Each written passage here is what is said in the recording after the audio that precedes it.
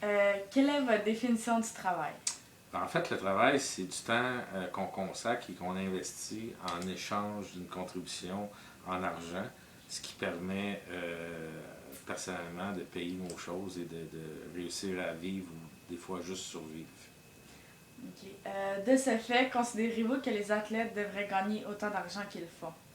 Personnellement, je pense qu'ils gagnent beaucoup trop d'argent. Si on prend l'exemple d'un joueur de hockey qui gagne plusieurs millions de dollars par année, si on ramène ça au nombre d'heures qu'il a à investir pour travailler, il peut gagner comme 50 000 dollars de l'heure, ce qui est complètement ridicule par rapport à un travailleur qui peut travailler 40 heures, 50 heures par semaine et gagne ça 40-50 000 dollars. C'est complètement disproportionné et ça devrait être ajusté.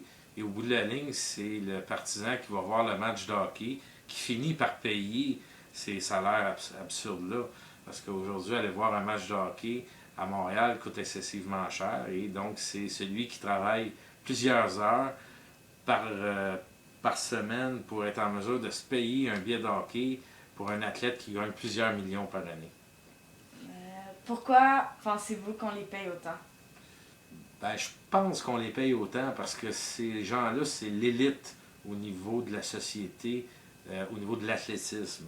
Donc, si on prend tous les athlètes qui peuvent exister, ceux qui finissent par gagner des millions de dollars, c'est une infime partie de la population des athlètes. Donc, c'est les meilleurs des meilleurs des meilleurs. Alors, c'est très peu, il n'y en a pas beaucoup, mais quand l'athlète, l'individu arrive à ce niveau-là, il finit en sorte qu'il gagne beaucoup d'argent parce que c'est le meilleur au monde. Donc, c'est pour cette raison-là que les athlètes sont payés de façon importante et excessive. Ok. À votre avis, est-ce que le salaire des différents métiers essentiels versus le salaire des joueurs professionnels sont justes? Non, il y a une injustice, c'est sûr, à ce niveau-là, parce que si on prend le salaire d'un médecin qui sauve des vies par rapport à un joueur professionnel, il y a des écarts importants. Un médecin peut gagner entre 400 et 500 000 par année et il travaille très fort, risque beaucoup au niveau professionnel, a étudié longtemps pour arriver là, des années. Un médecin spécialiste peut avoir étudié une dizaine d'années, tandis qu'un joueur, lui, n'a pas fini son secondaire.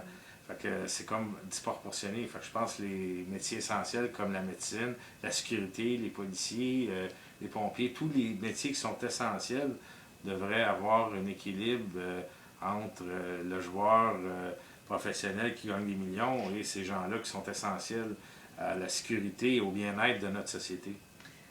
Merci.